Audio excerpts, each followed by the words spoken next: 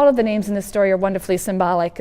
Sickness and death is like they walk on the stage with a big sign saying, I'm in a bit part and I'm ready to die. Orpah's name means the back of the neck because she turns her back on her mother-in-law as well. It's a wonderful story with lots of name symbolisms. But by the force of sheer conviction, Ruth joins herself to the people of her mother-in-law. And back in Judah, Ruth supports her mother-in-law and herself by gleaning the fallen sheaves behind the reapers in the field.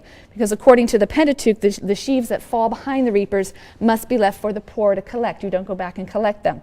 So Ruth gleans, and she gleans in the field of a kinsman named Boaz. And he's described as a man of substance.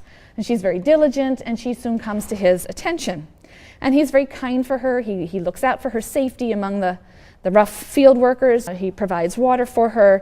He's heard of what Ruth has done for Naomi, how she left her home and left her family to come to a people that she really didn't know, and he blesses her. He says, "May the Lord reward your deeds. May you have a full recompense from the Lord, the God of Israel, under whose wings you have sought refuge," chapter 2, verse 12. And he increases his generosity. He shares his meal with Ruth and gives her from the heaps of grain in addition to the gleanings that she's collecting. So Naomi is very delighted with Ruth's gleanings. They more than suffice for their needs, but she's even more learned to please that Ruth seems to have found favor in the eyes of Boaz. He's being very kind and generous. And she points out, he is among our redeeming kinsmen. Now, the term here, the Hebrew term is Goel. Goel means redeemer. In fact, in a lot of the Christian language later, this is the word they're using when they talk about my Redeemer liveth. It's simply this word Goel. And the Goel is a person who, as the nearest relative or as a close relative, has certain legal obligations to another person. And those obligations, the primary obligations are three: to redeem the person or their property if they've been sold to a stranger due to poverty. So to redeem them from debt servitude, essentially. So your Goel should do that for you.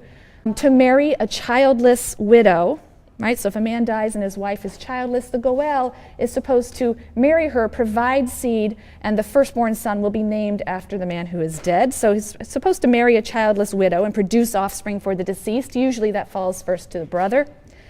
And then in the case of the blood redeemer, also the redeemer is supposed to avenge the blood of a kinsman. So if you are killed, your redeemer is supposed to seek vengeance for you.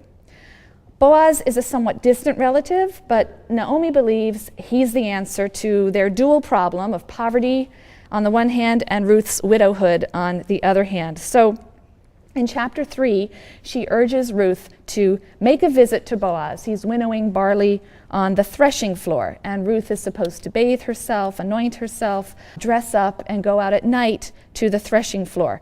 You should know that biblically, threshing floors tend to be places of revelry at the end of the harvest time, and they are often frequented by prostitutes.